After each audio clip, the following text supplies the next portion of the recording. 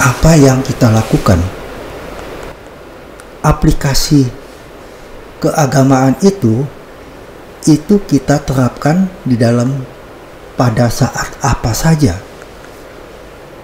Apakah hanya pada momentum tertentu? Apakah pada setiap momentum dari kehidupan?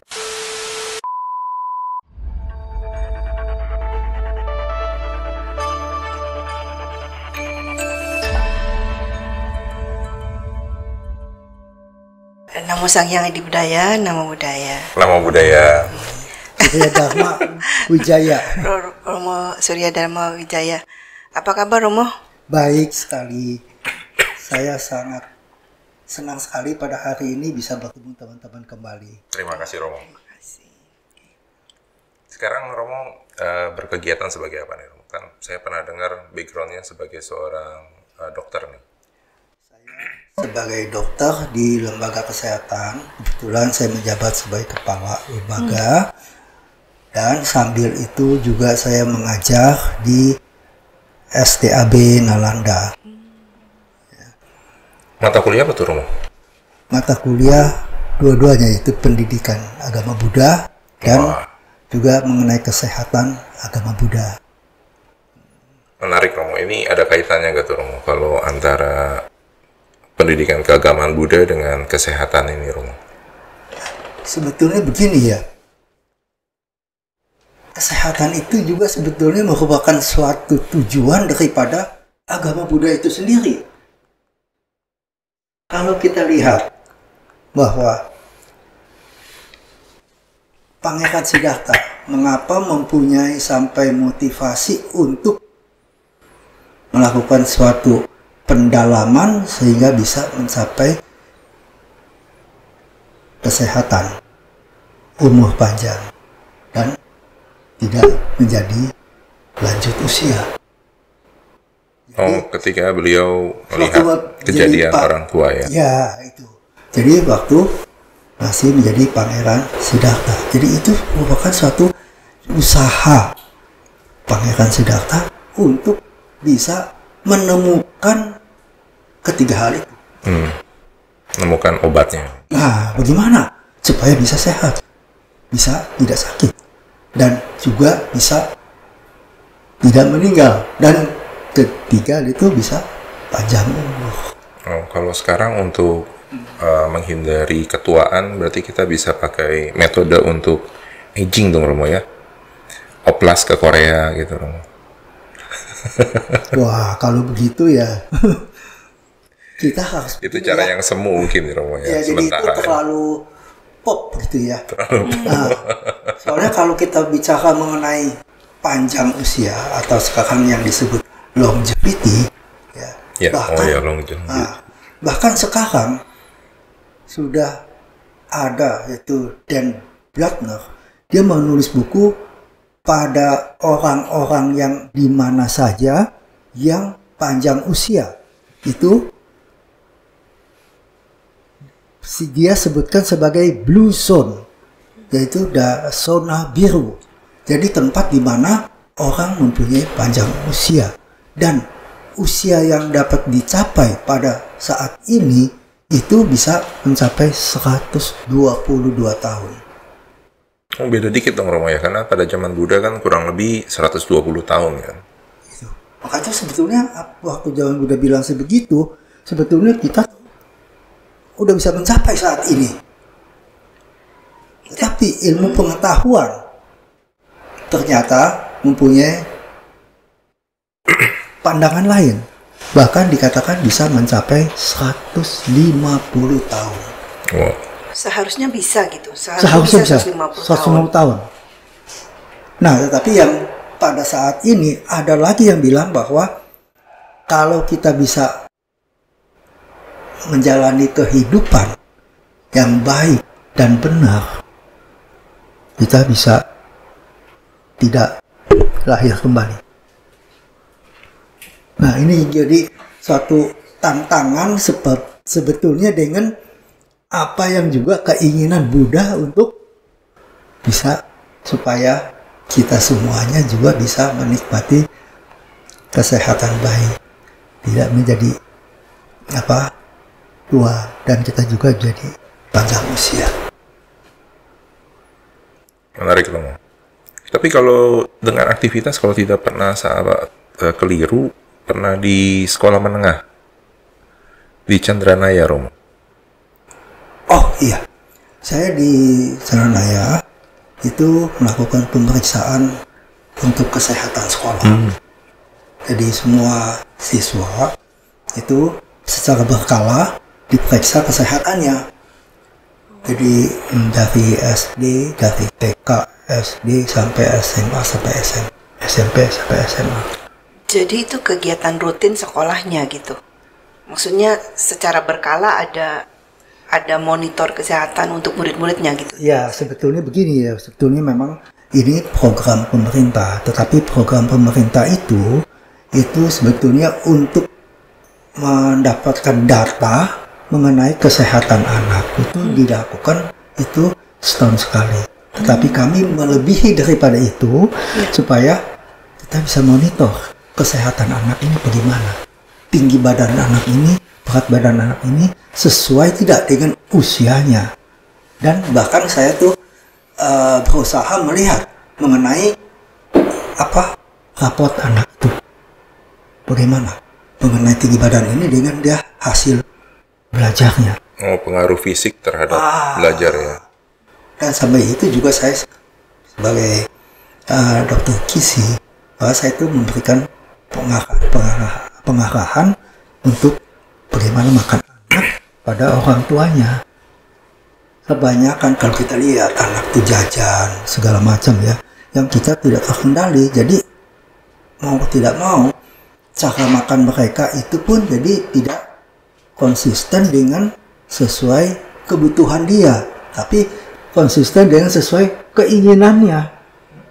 Jadi saya ingin makannya ini, tapi kan sebetulnya itu tidak perlu untuk kesehatannya, bahkan bisa menjurus menjadi lebih menurun kesehatannya. Jadi misalnya contohnya, ini maaf ya, kalau kita makan kentang goreng, French fries yang sangat pop pada anak-anak, kalau ada lihat di jajanan di depan sekolah itu sangat laris. Tapi kalau satu pihak yang jual kentang rebus, galak. Iya Romo, jarang didapat sih kentang rebus. Saya semalam baru pesan kentang goreng. Nah itulah. Tetapi kalau kita lihat kandungan gizi daripada kentang rebus dengan kentang goreng ini sangat bertolak belakang. Kenapa? Kandungan lemak atau minyak yang ada pada kentang goreng ini itu sangat banyak sekali. Jadi padat dengan energi, sedangkan energi yang diberikan itu adalah energi yang kosong istilahnya. Sebabnya energi minyak itu dia tidak mengandung vitamin ataupun apa juga. Nah itulah. Jadi cara pilihan itu jadi mau nggak mau kalau anak itu coba diarahkan pada makanan yang memang bermanfaat untuk kesehatannya. Dan juga coba diusahakan supaya menjadi kesukaannya. Baik Romo. Nanti saya nggak pesan lagi deh kalau gitu malam-malam. Tapi Romo tadi menyinggung tentang keinginan. Atau Romo ada yang menyampaikan sesuatu dulu, boleh? Maaf, jangan bilang tidak pesan lagi. Dikurangi saja. Oh, dikurangi Romo. Ya maksudnya jangan pesan malam-malam, pesannya siang aja Romo. Siang aja boleh. Kenapa? Kalau tidak dipesan, kasihan yang dagang. Yang dagang. Iya. Ya. Baik Romo. Jadi kita harus seimbang. Seimbang. Nah, ini Romo tadi menyinggung keinginan, kemudian kepada keseimbangan. Mungkin kita bisa diskusi yang satu hal tentang ajaran Buddha, jalan tengah Romo. Nah, mungkin Romo bisa sharing mengenai jalan tengah seperti apa nih gambarannya, terutama dalam aplikasinya Romo. Begini ya, kita melihat dulu dengan sebetulnya kita sebagai Buddhis, apa yang kita lakukan aplikasi keagamaan itu kita terapkan di dalam pada saat apa saja. Apakah hanya pada momentum tertentu? Apakah pada setiap momentum dari kehidupan kita? Kalau kita melihat dalam cara belajar yang disampaikan oleh Buddha, Pariyati, Patipati, Pativedha ada yang terakhir, bagaimana mengaplikasikan apa yang diajarkan itu untuk di dalam kehidupan kita. Jadi dengan demikian, action kita, praktek kita, itu adalah dalam kehidupan. Dan dalam kehidupan, momentum-momentum itu betapa banyaknya dari pagi sampai kita tidur kembali. Nah, momentum itulah yang kita gunakan. Maka saya sangat mementingkan bagaimana cara hidup kita untuk supaya betul-betul kita terapkan faktor-faktor yang disampaikan dalam pembelajaran agama Buddha, dan juga tentu dalam kehidupan kita masing-masing, tentu faktor-faktor yang menjadi apa yang kita kerjakan dalam kehidupan kita, misalnya peralatan segala macam ya. Kalau kita masak, ibu-ibu mencuci apa, semuanya itu pun harus ada pengetahuan yang bagaimana cara masak, bagaimana cara mencuci baju, supaya hasilnya tentu baik. Sehingga ini kedua faktor ini akan bersama sehingga terjadi satu kehidupan, dan syukur kalau terjadi kehidupan yang indah. Contohnya yang lebih dikenal bagaimana tuh? Tadi menyinggung masalah ibu-ibu harus memasak, dan ini. Jadi begini ya, memang sekarang banyak pengetahuan berkembang. Ya, jadi cara masak kita sekarang pun sudah banyak berubah. Pertama-tama pemakaian peralatannya memang banyak dipromosikan bahwa penggunaan peralatan masak yang di coating itu tidak berbahaya. Tapi dalam penelitian banyak hal-hal yang tidak baik yang muncul dari peralatan masak yang di coating itu. Memang sangat memudahkan, menyenangkan, tanpa minyak, tanpa itu kita bisa menggoreng. Bahkan dengan minyak yang sedikit kita bisa menggoreng. Nah, tapi dengan adanya pemakaian bahan kimia untuk coating itu mempunyai efek terhadap tubuh kita. Nah, dalam hal ini, jadi kita harus mempunyai satu pengertian bahwa cara masak kita tuh bagaimana. Jadi peralatan dapur yang kita pakai bagaimana, dan juga cara masaknya bagaimana. Kalau kita cara masak yang terlalu matang, apa yang terjadi? Zat-zat gizinya rusak. Jadi yang kita harapkan bahwa kita makan itu mengandung zat gizi yang bermanfaat untuk tubuh kita, tetapi ternyata sudah rusak. Nah, jadi mau tidak mau kita pun mempunyai pengetahuan untuk ini yang dalam kehidupan kita, pengetahuan di dalam pembelajaran keagamaan Buddha. Kedua hal ini kita jadi tercipta satu kehidupan yang indah. Dan untuk melakukan action kehidupan yang indah, tentu banyak faktor yang harus kita raih, terutama dalam kehidupan keagamaan Buddha. Nah, faktor apa saja? Kalau saya mengedepankanlah sebetulnya mengenai Majjhima Patipada, jalan tengah ya. Mengapa? Memang itu satu pembelajaran yang disampaikan Buddha yang pertama kali dalam Dhammacakkappavattana Sutta ya. Tetapi dalam sutra-sutra selanjutnya ternyata saya menemukan ada suatu pembelajaran bagaimana pencapaian kita sebagai bodhisattva untuk meraih untuk kebudayaan yang tertinggi itu ada 10 tingkat.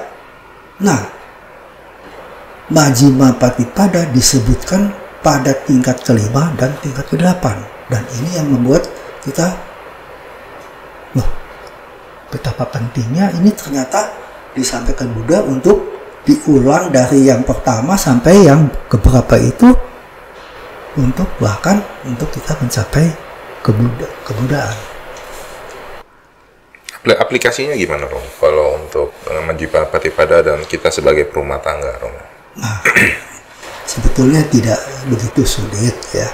Kalau kita melihat bahwa yang disampaikan Buddha itu mengenai Majjhima Patipada itu mengenai kehidupan yang sensual, ya, kehidupan sensual yang sangat ekstrim berlebihan, bahkan kehidupan sensual yang sangat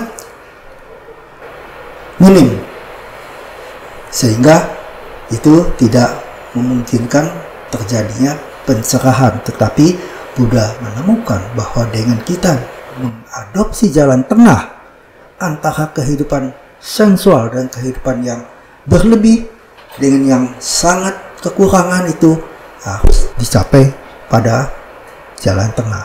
Dan ternyata Buddha berhasil dan terjadi pencerahan.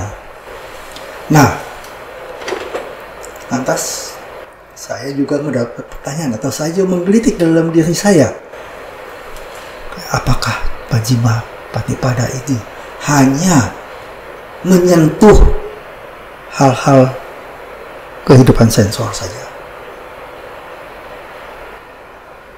Sensual ini dalam arti indriawi ya, Romo ya. Ya, berkenaan dengan indriawi, kepuasan indera, ya, dari makan, dari sentuhan, dari segala macam, ya. Nah, apakah hanya ini? Saya teliti lebih lanjut. Jadi kita lihat hal-hal sensual itu basisnya apa? Tindakan.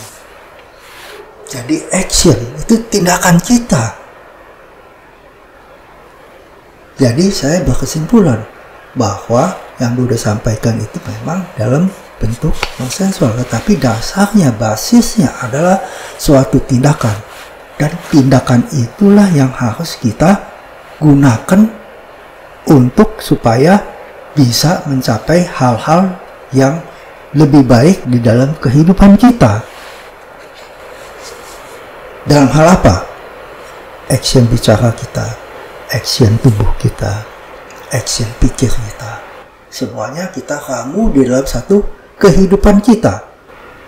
Jadi cara hidup kita itulah yang jadi kita harus bangun supaya betul-betul berbasis Majjhima Patipada. Jadi apapun tindakan kita selalu jalan tengah. Tapi Romo, kalau misalkan kita sekarang kenal dengan istilah flexing, artinya kita menunjukkan sesuatu yang berlebih dari kita. Tapi karena yang menunjukkan itu punya, Romo, sedangkan kita kan nggak punya, jadi kita bingung kan, jalan tengah kita sama jalan tengah dia beda kan, Romo? Mengenai kita melakukan sesuatu flexing, orang menunjukkan kelebihan dia. Iya. Betul tidak? Ya. Yang lain menunjukkan kelebihan sesuatu. Mungkin yang lain menunjukkan kekurangannya, Romo. Nah, jadi begini. Sebetulnya dalam agama Buddha itu juga sah saja. Ya, sah ya, Romo ya. Sah aja. Selama kita mampu ya, Romo. Nah, soalnya salah satu sutra itu Vimalakirti, ya, di mana aktualisasi diri sampai yang tertinggi itu dicapai oleh Vimalakirti, dan dia itu juga diapresiasi oleh Buddha mengenai aktualisasinya. Jadi bagaimana kepiawaian untuk dia memberikan suatu pembelajaran sehingga Ananda Sariputra itu pun merasa segan dengan Vimalakirti. Nah, dengan demikian kita juga bisa belajar. Kita pun bisa melakukan suatu aktualisasi diri. Tetapi dalam hal ini juga bukan dengan cara untuk menunjukkan kesombongan, tetapi memang sebetulnya. Jadi memang kalau kita memiliki sesuatu kelebihan, boleh kita aktualisasikan. Bahkan kelebihan kita itu bisa kita sharing kepada orang-orang di sekitar kita. Sehingga bukan menjadi suatu kesombongan. Sesuaikan dengan kondisi kita. Bukan berarti kita menolak ide-ide seseorang itu, ya, tapi kita lihat ini. Yang baik diambil ya. Yang kita ambil. Apa yang bisa saya sesuaikan dengan kondisi saya? Kalau dia kondisinya memang sudah medium level, sedangkan seseorang itu berada di lower level, sampai kapanlah bisa tercapai? Jadi harus sadar. Jadi kondisikan pengetahuan itu dengan kondisi seseorang yang berada di lower level. Jadi bisnis apa yang harus sesuai untuk saya? Jangan secara membabi buta mengikuti bisnis dia. Jadi kalau boleh saya tarik satu, bukan kesimpulan akhir sih Romo. Artinya kita mesti punya kompetensi dahulu ya, untuk dapat menilai bahwa apa yang kita dapat ini bisa kita gunakan atau tidak. Sama seperti cerita Buddha ketika, bukan Buddha ya, Siddhartha ketika mendengarkan para pengamen yang gitar. Kalau Buddha tidak mengerti tentang seni, mungkin beliau tidak tahu kali ya. Tapi karena beliau mengetahui seni, sehingga dengan hanya diucapkan beberapa kalimat bahwa kalau tali gitar senar ini dikencangkan, ada bunyi tapi dia akan putus. Kalau terlalu kendur, tidak akan ada bunyi, tapi kalau dia pas, bunyinya itu akan indah. Betul. Nah, kalau Buddha nggak punya seni, mungkin Siddhartha tidak punya seni, mungkin tidak tahu ya istilah seperti itu ya. Nah, cerita mengenai dawai ini, bahkan ibu itu yang main musik itu mempunyai andil yang sangat besar ya. Yeah. Oh ya, bahkan sangat besar sekali untuk bisa menyadarkan Buddha bahwa timbul di jalan tengah. Kalau dia kendor, tidak akan menghasilkan suara. Kalau kekencengan, dawainya putus. Nah, begitu juga kita, selalu jalan tengah. Jadi, apapun kita lihat sesuaikan dengan kondisi kita. Jadi, kita harus memiliki pengetahuan dan juga memanfaat pengetahuan itu dengan cara yang lebih piawai dalam bentuk seni menggunakan pengetahuan itu, dan juga seni menggunakan pengetahuan orang lain untuk kita padukan sehingga terciptalah ini untuk kehidupan saya. Ini adalah yang cocok untuk saya. Jenis bisnis inilah yang paling cocok untuk saya. Benar. Karena kalau tidak, kalau dulu mungkin saya bisa berpikir kalau jalan tengah itu artinya saya tidak melakukan apa-apa, Rom. Soalnya kalau saya melakukan ini, nanti khawatir akan merugikan satu orang. Kalau saya melakukan ini, saya merugikan diri sendiri. Jadi saya diam aja, Rom. Itu jalan tengah bukan, Rom? Itu saya rasa males kali ya. Bukan jalan tengah ya. Soalnya jalan tengah itu, jalan tengah terutama yang paling utama terhadap diri kita sendiri dan terhadap orang yang terlibat dengan kita. Seperti kita di sini, jalan tengah antara saya dengan kedua sumber ini. Jadi dengan demikian ada suatu keseimbangan. Jangan ya, misalnya contohnya saya yang bicara terus, tentu jadi ini monoton kan. Jadi sama-sama kita bicara sehingga hasilnya menguntungkan kita bersama, dan juga para watcher nanti juga bisa menarik kesimpulan bahwa memang ini hal yang baik untuk dipelajari.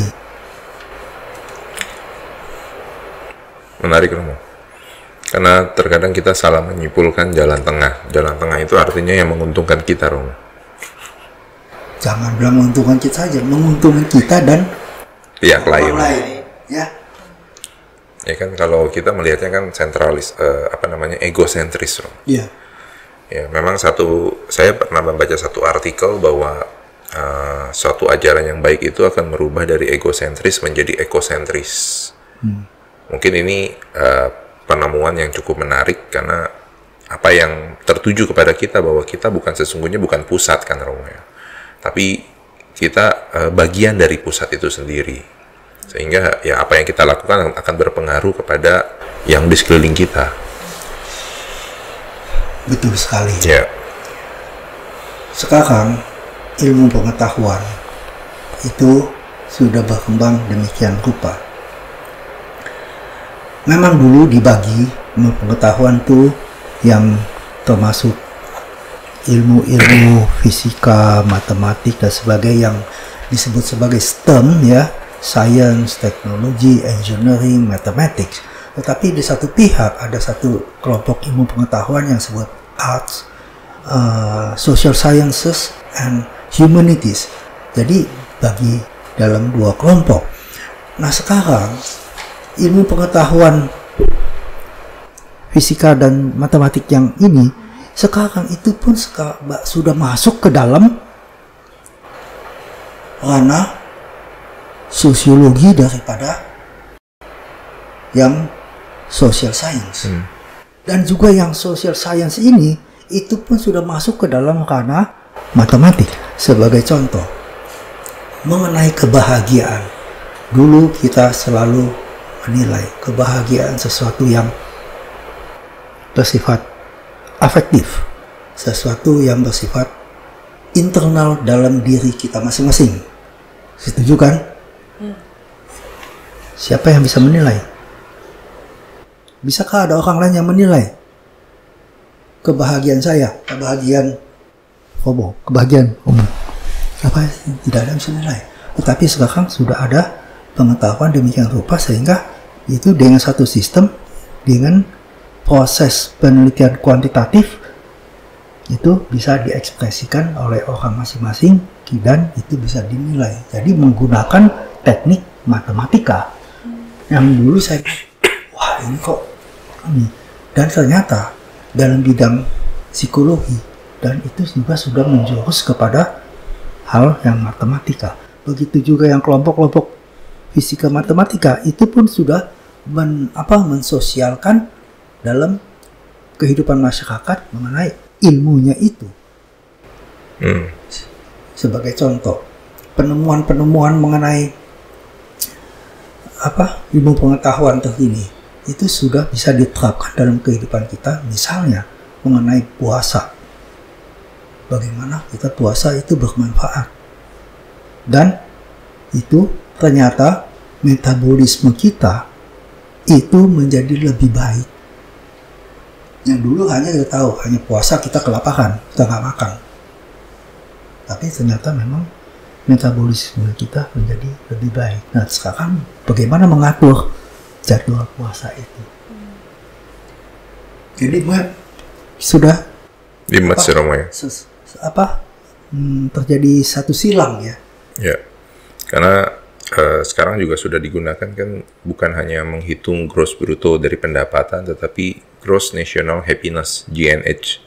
Itu juga. Ya, ini sebagai salah satu bagian dari Buddhist economic kalau saya tidak salah, sehingga dari sana bisa diukur bahwa negara ini bisa mandiri atau baik kalau bisa dihitung, bukannya kalau bisa dihitung, tetapi bisa dilihat dari tingkat kebahagiaan masyarakatnya. Yang seperti kita ketahui Bhutan termasuk nomor 1 kan dari untuk GNH-nya. Ya benar Romo, seperti dengan kuantitatif tentunya pasti dengan kuesioner ya kita bisa mengukur tingkat kebahagiaan tersebut. Ya. Terima kasih nih mengenai pertanyaan ini. Kebetulan ini memang sedang dalam garapan tulisan saya ya. Wow. Boleh disiapkan. Boleh Romo, nanti dibantu sama Sis Vero untuk dipublikasikan. Jadi mengenai kebahagiaan ini ya, memang banyak dicetuskan. Bahkan sudah dijadikan suatu laporan tahunan, World Happiness Report ya. Dan negara yang paling bahagia itu 7 tahun berturut-turut. Apa coba? Bhutan. Finlandia. Oh ya, Finlandia juga. 7 tahun loh. Udah hebat. Nah sekarang lagi digarap mengenai kenapa filosofinya bisa berjalan. Apa itu? Jalan tengah, Romo. Biar sesuai dengan ajaran Buddha. Kebetulan ini belum selesai ya. Belum Jadi selesai. mereka menduga itu mereka memiliki suatu mindset kehidupan yang berasal dari beberapa dekade yang lalu. Jadi bahkan yang sudah sangat lama sekali. Itu diperkirakan dari 2-3 abad yang lalu. Jadi mereka sudah mengadopsi cara hidup yang melihat apa adanya. Nah, kalau kita memang ini sangat sederhana ya, apa adanya. Jadi kalau kita melihat apa yang diajarkan Buddha, untuk kita selalu menerima apa adanya, ini sebetulnya kita pun bisa mengadopsi dengan baik. Yeah.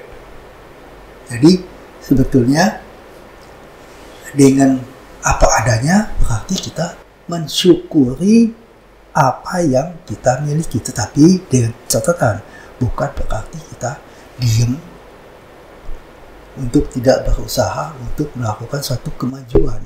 Waduh, baru saya mau nanya lagi yang seperti itu. Udah di stop dulu. Coba pertanyaannya gimana coba kalau itu? Soalnya kalau kita menerima kesyukuran, tapi kita diam aja. Apakah ini betul juga? Iya. Yeah. Jadi itu tidak betul. Soalnya apa? Kita harus tetap melakukan satu usaha untuk tetap melakukan suatu kemajuan. Kemajuan dalam arti kata apa? Dalam mengikuti perkembangan ilmu pengetahuan, ikuti perkembangan dalam kita sebagai Buddhis, pembelajaran agama Buddha. Jangan kita terpaku pada sesuatu yang bersifat monoton. Sebabnya ternyata agama Buddha itu juga berkembang. Sangat berkembang ya. Lebih-lebih di negara-negara maju banyak penelitian yang sangat mendukung apa yang menjadi ajaran Buddha, dan mereka sudah terapkan ini dalam satu penelitian tapi secara psikologis, dan memang banyak kebenarannya apa yang dicanangkan Buddha itu. Jadi mau tidak mau kita pun harus ikut berkembang dalam dunia ini ya, dunia keagamaan Buddha dan dunia kekinian dalam bentuk ilmu pengetahuan. Ya, mungkin secara implisit atau eksplisit Buddha sudah memberikan cara sebetulnya ke kita ya. Cuman kita belum tahu saja bahwa bagaimana menggunakan apa yang sudah Buddha ajarkan. Seperti tadi jalan tengah gitu Romo ya. Bahwa kita harus mempunyai kompetensi terhadap satu skill tertentu sehingga kita bisa tahu apa yang harus kita lakukan. Karena kalau tidak ya kita bisa ke kiri atau terlalu kanan gitu. Nah, betul sekali ya. Satu, memang sudah ajarkan itu mengenai jalan tengah. Dan yang kedua, yang pelajaran yang tidak kalah pentingnya mengenai perubahan itu. Menerima perubahan ya, kan? Atau melihat perubahan ya. Nah, jadi kalau kita tidak sadar bahwa segala sesuatu itu berubah, kita akan terjebak dengan keadaan statis. Bahkan kita terjadi kemunduran. Kemungkinan kita mundur pada abad-abad yang lalu. Mundurnya terlalu jauh. Nah, ya, soalnya apa? Kemajuan ilmu pengetahuan sudah begitu luar biasa. Jadi mau tidak mau, apa yang kita pelajari dalam keagamaan Buddha itu pun harus kita sinkronkan dengan kemajuan ilmu pengetahuan. Kalau tidak, kita akan ketinggalan. Iya, benar. Ya, soalnya kalau kita ketinggalan, tentu kita tidak bisa menciptakan suatu kehidupan yang kekinian, yang sesuai dengan nilai-nilai norma-norma etik dan pengetahuan saat ini. Nah itulah kita bisa ciptakan supaya untuk kehidupan kita. Menurut Romo, bahwa ajaran Buddha ini memang harus bisa kita kembangkan Romo ya, terutama untuk diri masing-masing agar kita juga dapat hidup kekinian Romo ya. Agama Buddha itu memang hanya untuk diterapkan dalam diri kita masing-masing. Kenapa? Kondisi seseorang itu tidak ada yang sama. Bentuknya saja udah memang udah berbeda, betul, ya kan? Mengenai pikiran, mengenai afektif, emosinya itu tidak sama, ya kan? Dan situasi lingkungannya, geosituationnya itu berbeda. Walaupun sama-sama tinggal di Jakarta, sama-sama tinggal di Jakarta Barat, sama-sama tinggal di dalam gang yang sama sekalipun, pekerjaannya juga sama misalnya sama-sama supir angkot, apakah akan sama? Tidak akan sama, ya kan? Nah ini dia harus mempelajari agama Buddha itu secara eksplisit sesuai dengan yang saya bisa terapkan dalam kehidupan saya, dan juga saya memiliki pengetahuan untuk juga saya bisa gunakan dalam kehidupan saya. Nah itulah, jadi inilah saya. Iya, karena terkadang kita mengukur diri kita dengan orang lain atau yang di luar kita Romo. Nah itu yang jadi susah. Iya, kayak misalnya Sis Vero bisa bahasa asing, saya nggak bisa, saya bilang, wah saya kurang nih. Padahal mungkin kita tidak melihat kelebihan diri kita yang lain ya Romo. Memang dalam hal ini kita harus juga mengakui kelebihan orang, tetapi kita bisa melihat mengapa dia mempunyai kelebihan ini. Itu memang keperluannya, itulah dalam kehidupannya, dalam pekerjaannya memang harus mendukung memiliki satu pengetahuan bahasa yang berlebih. Sedangkan saya misalnya itu hanya sebagai supir angkot, apakah perlu saya bahasa asing? Bahasa asing. Mungkin perlu Romo, siapa tahu ada turis ikut masuk mobil angkotnya. Memang itu satu hal yang menarik ya. Tetapi itu cukup kalau kita bisa mengatakan saya tahu dalam bentuk level yang superficial saja. Tidak perlu mendalam. Tapi kalau Vero untuk melakukan penerjemahan sudah tentu tidak bisa hanya tingkat superficial. Harus mendalam, akademik ya, secara akademik ya, bahkan harus bisa meneliti secara linguistik, etimologi suatu kata bagaimana, dan juga mengenai suatu sentence bagaimana bisa terjemahkan. Akhirnya saya tidak iri lagi dengan kemampuan siswa. Nah itulah, jadi tidak perlu ya. Jadi orang lain memerlukan mobil Alphard, ya memang itu satu keperluan dia. Satu keperluan saya cukup misalnya dengan Avanza, ya sudah. Sebenarnya kelebihan orang lain itu bisa menjadi motivasi juga kan buat kita gitu. Oh dia aja bisa gitu ya, tadi misalnya dia itu bisa bahasa asing gitu, saya juga harus bisa gitu kan, kadang-kadang malah bagus gitu kan. Memicu. Boleh, itu betul. Tetapi dalam hal ini memang ini satu hal ini agak sedikit rumit ya. Soalnya begini, kalau saya mempelajari bahasa Inggris sampai demikian mendalam, apakah ada manfaatnya untuk saya? Jadi sebagai seorang sopir angkot, manfaat nggak ya saya bisa mempelajari sampai tingkat akademik? Jadi ada prioritas Romo ya untuk kebutuhan dirinya sendiri ya. Kebutuhannya. Sedangkan saya tuh mempunyai banyak pekerjaan yang lain yang menuntut untuk supaya bisa saya menghidupkan kebutuhan saya, sehari-hari ya, ekonomi, istri saya, kehidupan saya. Jadi jangan itu sampai disisihkan untuk mengambil sesuatu yang tidak begitu jelas manfaatnya untuk. Tapi kalau dia tahu itu bisa mendatangkan manfaat, dia tetap perlu belajar. Boleh. Ya. siapa tahu mobil angkotnya bisa diganti tadi yang Romo bilang jadi mobil Alphard kan. Ya, jadi untuk Jadi supir kedutaan. itu jadi dia udah punya satu Ya, dream. kan berpikir Wah. seperti itu. Saya sebagai sopir angkot, penghasilan saya minim, Ya, capek lagi. Coba saya kalau jadi sopir kedutaan, pakai baju seragamnya bagus, Biasa safari. Ya kan, baju bagus, fasilitasnya juga baik, dan juga saya bisa bertemu dengan orang-orang yang lain daripada saya, orang-orang yang berpengetahuan atau sebagainya.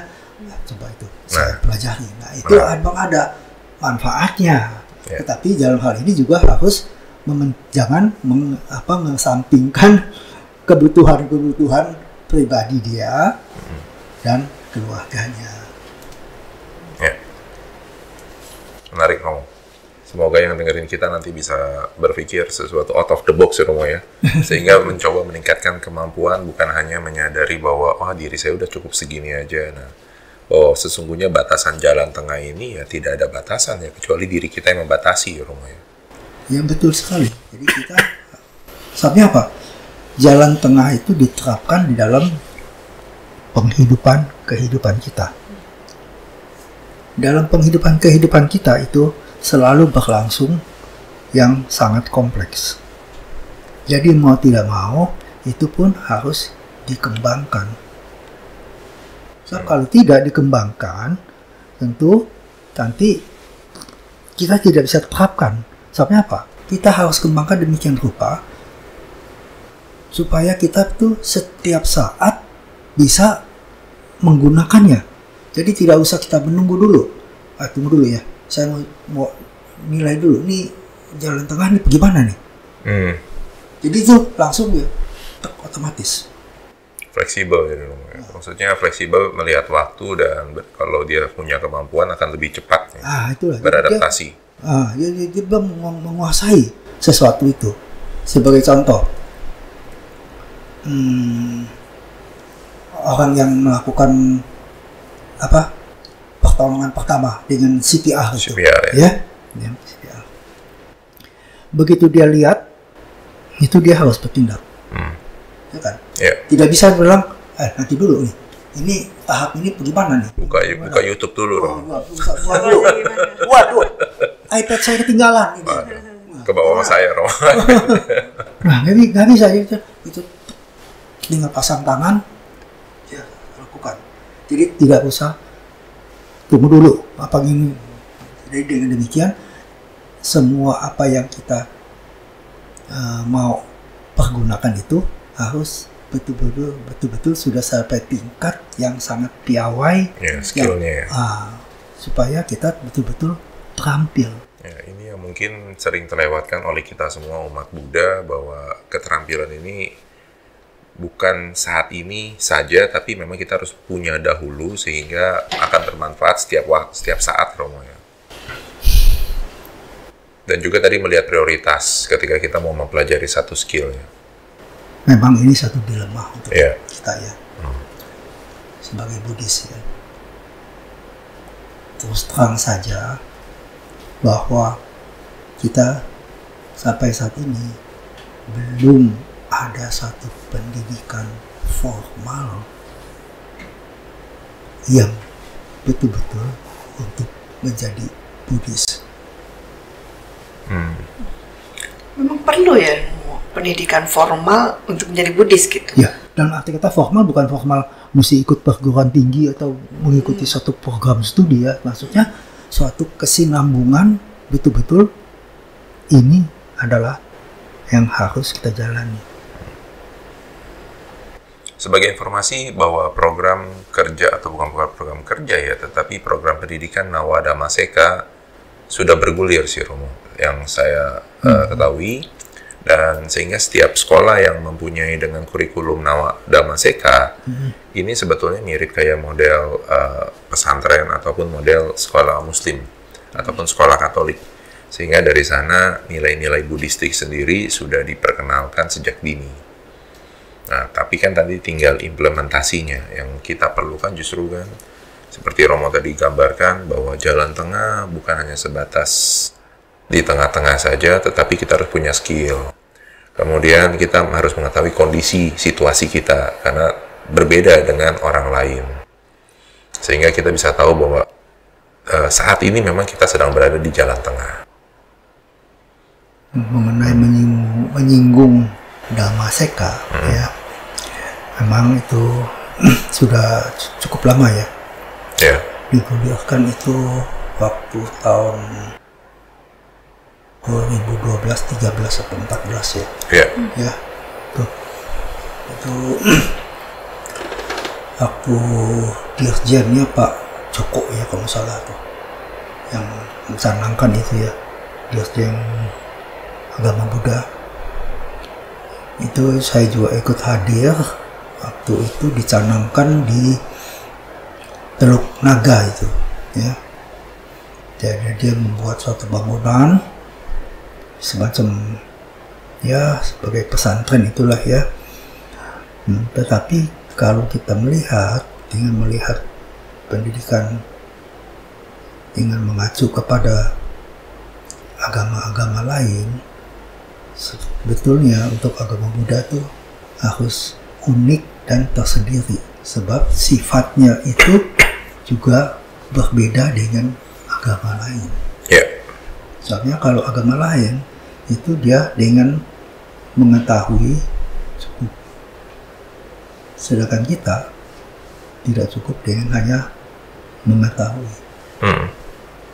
Kita harus menyelam. Nah itu tadi implementasinya rumah. Nah, sampai betul-betul dia menguasai satu, kalau dalam pendidikan perguruan tinggi, sehingga bisa mencapai satu kompetensi. Ya. Nah itulah yang jadi tantangan kita sebetulnya. Jadi kita harus penyelam sehingga bisa tercapai satu kompetensi, keterampilan yang mumpuni. Benar, Om.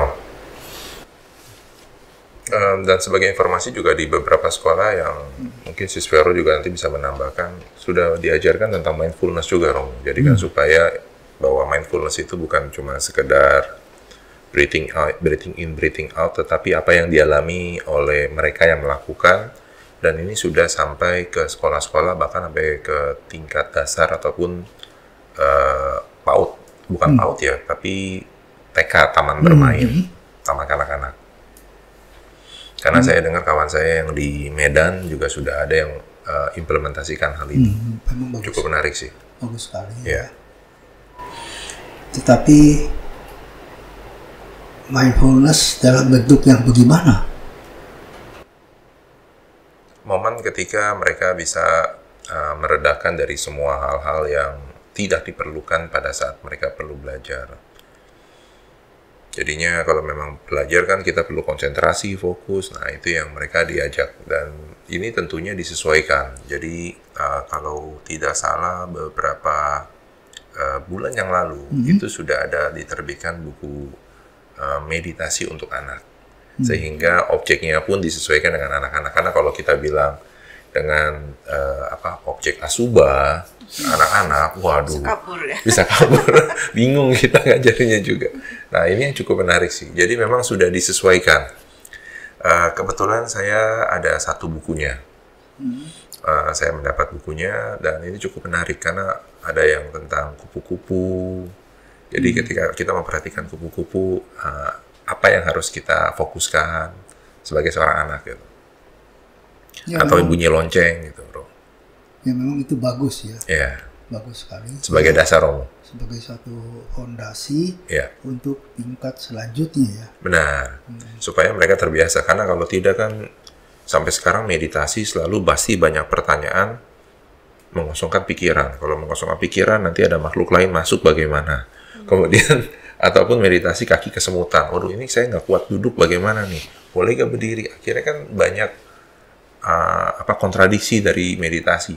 Tapi kalau berharap dengan mereka yang sudah diajarkan mindfulness, ketika mereka masuk tahapan selanjutnya, ya hal-hal ini akan semakin berkurang. Ini yang kita harapkan sih. Ya. Ya. Dan semoga Romo juga nanti dapat mempopulerkan jalan tengah tadi, Romo. Karena ini yang perlu diingatkan juga ke semua saudara-saudara kita, terutama umat Buddha nih. Dan bagusnya lagi kalau bisa dipopulerkan ke saudara-saudara yang beragama lain, Romo. Kalau dipopulerkan, meditasi sudah menjadi program mereka. Oh, meditasi ya. Sekarang mereka sedang Gencar ya.